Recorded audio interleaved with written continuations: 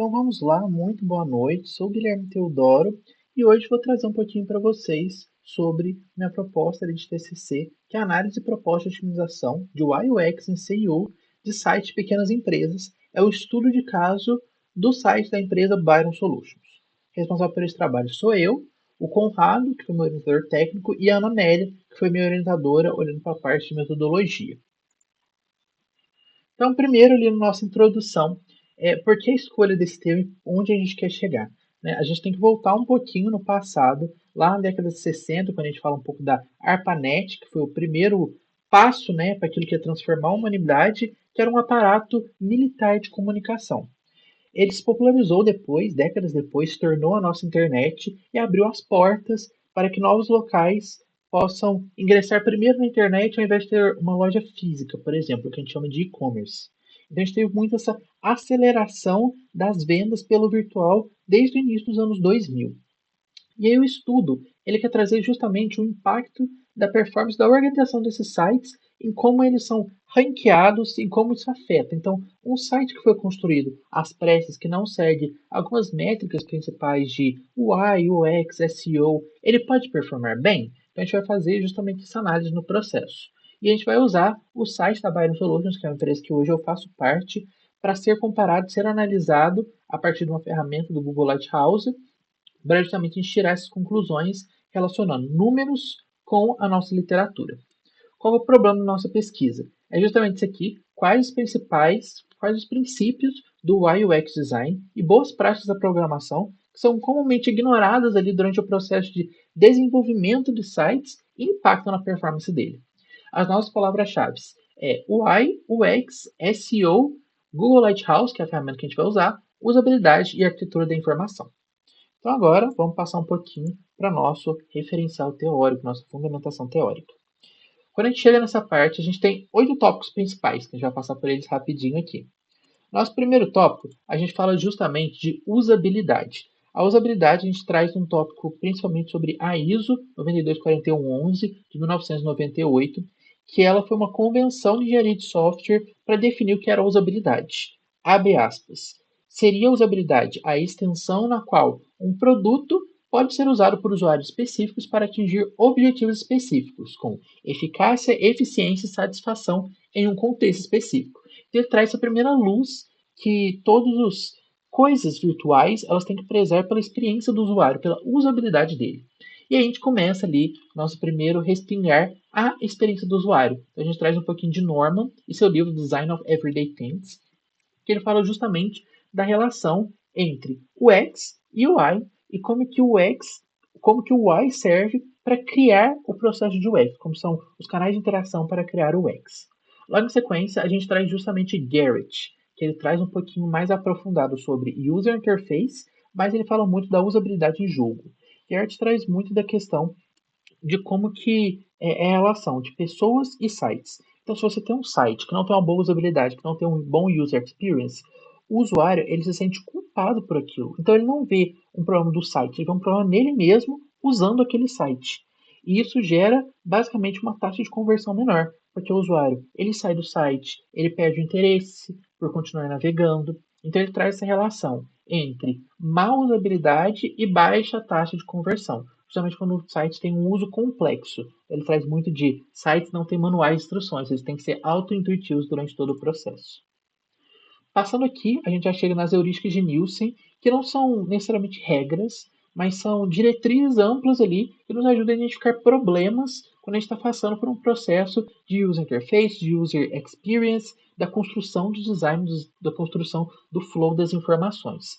A gente não vai olhar para as 10 heurísticas diretas assim, né, especificamente, mas a gente vai usar um pouquinho delas para fundamentar nossas análises no futuro. A gente também traz um pouco de Morville e Rosenfeld, que são os pais da arquitetura da informação. Eles fazem uma analogia muito legal.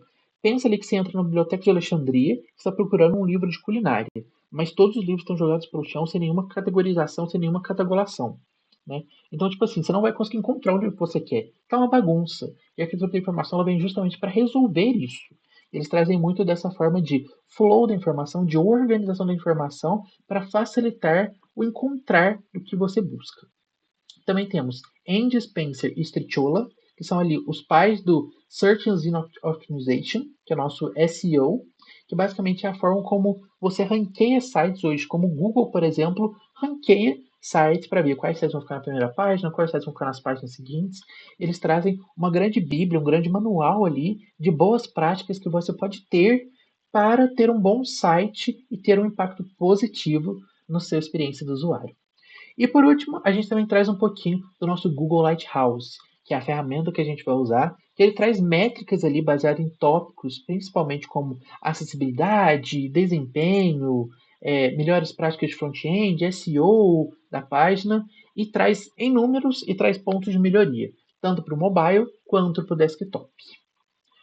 Quando a gente passa um pouquinho para falar dos nossos materiais métodos, é muito importante a gente lembrar que eu, o pesquisador, estou inserido no contexto da empresa, então há sim visões um pouco influenciáveis ali no processo. A gente também tem as formações, né, os tipos da pesquisa, então quando a gente olha para a finalidade, ela é uma pesquisa aplicada, quando a gente olha para o objetivo dessa pesquisa, ela é uma pesquisa descritiva e também exploratória. Quando a gente olha para a abordagem, ela é uma pesquisa qualitativa e quantitativa. Quando a gente olha para os procedimentos, a gente segue com uma pesquisa estilo estudo de caso.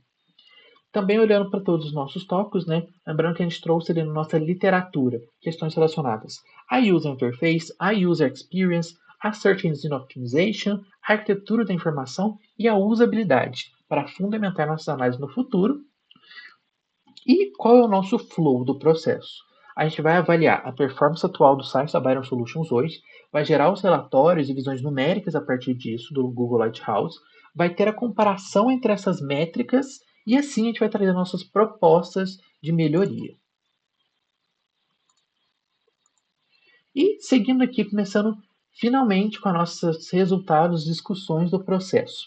A gente rodou ali o Google Lighthouse, tanto na versão desktop quanto na versão mobile do site. E esses foram os resultados. Quando a gente olha para a análise desktop do processo, pode perceber que a maioria dos resultados estão verdes, está acima de 90, então são notas muito, muito boas. São detalhes que a gente vai trabalhar, a gente também vai levantar eles ali mais para frente. E o nosso tópico um pouco mais preocupante é a acessibilidade, que ela acaba pesando mais no desktop do que no mobile. Beleza? E ali, quando a gente passa para o mobile, já tem uma mudança de cenário muito grande. O desempenho, ele despenca de uma vez só. Apesar das outras práticas melhorarem, então a acessibilidade fica mais positiva, as práticas recomendadas quase alcançam o 100 e o SEO se mantém o mesmo, porque é o mesmo contexto, né, no desktop e no mobile, a gente tem essa queda brusca no desempenho.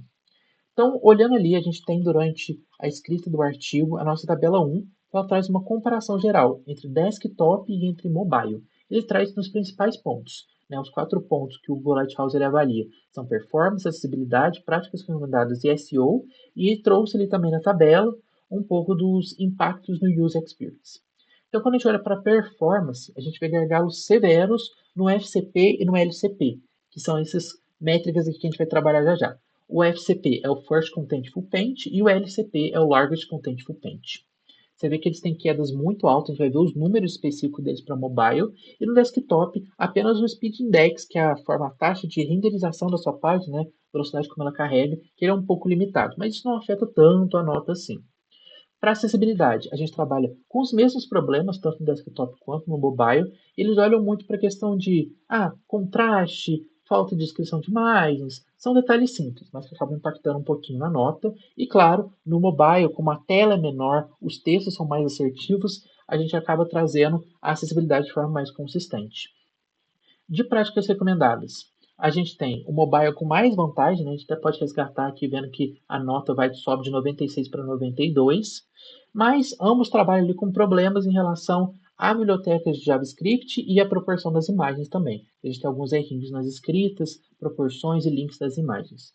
No SEO, a gente tem a mesma nota nos dois, 92 e 92, e são problemas ali voltados para os links rastreáveis, não rastreáveis no caso, né? Que o navegador não consegue encontrar novas páginas a partir dos links. E quando a gente olha especificamente para cada um, o desktop, o principal impacto dele no User Experience é um impacto moderado, olhando mais para carregamento um pouco mais instável, estável e rápido na maioria dos cenários. Agora, quando a gente olha para o impacto do UX no mobile, a gente tem um impacto mais crítico, que é a experiência do usuário à primeira vista, que é o primeiro contato que ele vai ter ali, ele já é um pouco pior, ele já é um pouco prejudicado.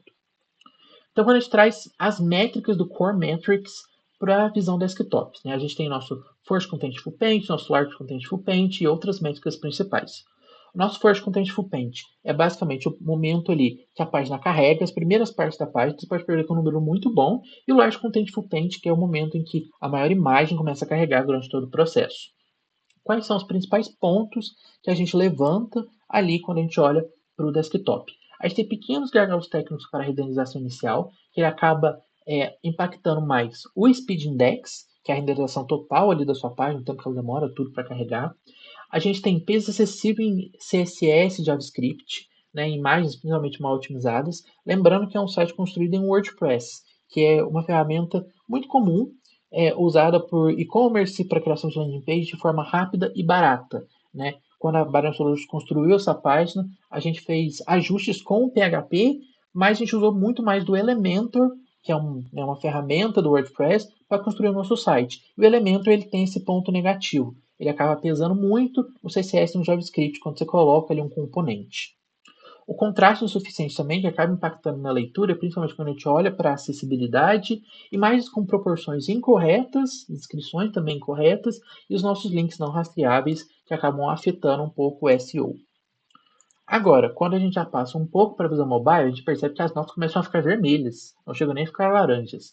Então a gente tem nosso First Contentful Paint demorando muito para ser carregado e o Large Contentful Paint sendo um conteúdo muito grande que também pesa na página, né? 31,5 segundos. O Speed Index também tem uma diferença muito, muito grande do desktop para o mobile. Então a gente olha para a renderização da página como um todo, muito grande. A gente vai ver um exemplo no próximo slide, se não me engano, isso no próximo slide, já da renderização da nossa página. O cachê ineficiente, então são muitas solicitações, o CSS, o JavaScript pesa bastante durante todo esse processo. Muitos JavaScript e CSS que não são usados durante o processo também. Entrega de imagens deficientes, né, tal qual ali nosso desktop, e compartilha os mesmos problemas do desktop durante todo o processo. E aqui a nossa discussão integrada é o momento que a gente já deu uma olhada nos números, nas análises qualitativas, quantitativas, e agora a gente relaciona ela com a nossa literatura, que está melhor descrita no artigo que trouxemos, então aqui eu dei uma passada mais por cima, mas vamos resgatar aqui alguns pontos. Quando a gente olha para a demora excessiva no carregamento, principalmente quando a gente olha para FCP, para LCP e para o nosso Speed Index, a gente resgata as 10 heurísticas de Nielsen e tem uma heurística específica que fala visibilidade do status do sistema. A heurística ela diz sobre como o usuário se sente frustrado quando ele não tem retorno do sistema, quando uma página fica carregando por um longo tempo, quando ele não sabe se aquela solicitação foi enviada, foi concluída. E a gente olha da sensação de fricção de Garrett, que é quando o usuário se sente culpado pelos erros da página e isso diminui sua taxa de conversão. A gente tem contraste de nomenclatura, então a gente olha muito para a usabilidade, da ISO da usabilidade, né, que ele não compõe ali, segue alguns padrões de design, e não traz a correspondência entre o sistema e o mundo real, que também é uma heurística de Nielsen. A gente tem um descuido ali com o LCP e o FCP, lembrando, no mobile isso foi muito mais alarmante, que eles afetam o SEO, que Andy, Spence e Striciola trazem ali boas práticas que não são seguidas à risca no site, na construção do site da Byron Solutions, e afeta o padrão normal das Web Vitals, principalmente no mobile, né, e os crawlers ali, que afeta o seu SEO, e imagens sem dimensões e scripts que bloqueiam. Né? Então a gente olha ali para prevenção de erros, que é uma heurística de Nielsen que também não está sendo seguida durante o processo. Aqui a gente tem uma visão, né, das páginas, a taxa de carregamento da página, então você percebe que tem uma animação de carregamento e ela demora um pouco até a página ser totalmente renderizada. Né? Eu já fiquei segundo e segundo nessa última página aqui, nessas páginas intermediárias. E para finalizar, quando a gente olha para as considerações finais, a gente entende principalmente que pequenos ajustes e intervenções simples podem aumentar a performance do site e, enfim, né, o nosso desktop está muito satisfatório, os indicadores do mobile são com pequenos ajustes que a gente já tem que trabalhar e isso já pode fazer toda a diferença durante todo o processo. Então, qual é a conclusão que a gente quer chegar? User Experience, User Interface, usabilidade, arquitetura da informação e o Search Engine Optimization não são métricas complementares, e sim essenciais para a construção de todo o processo e organizações, principalmente organizações emergentes ali que têm sites menores.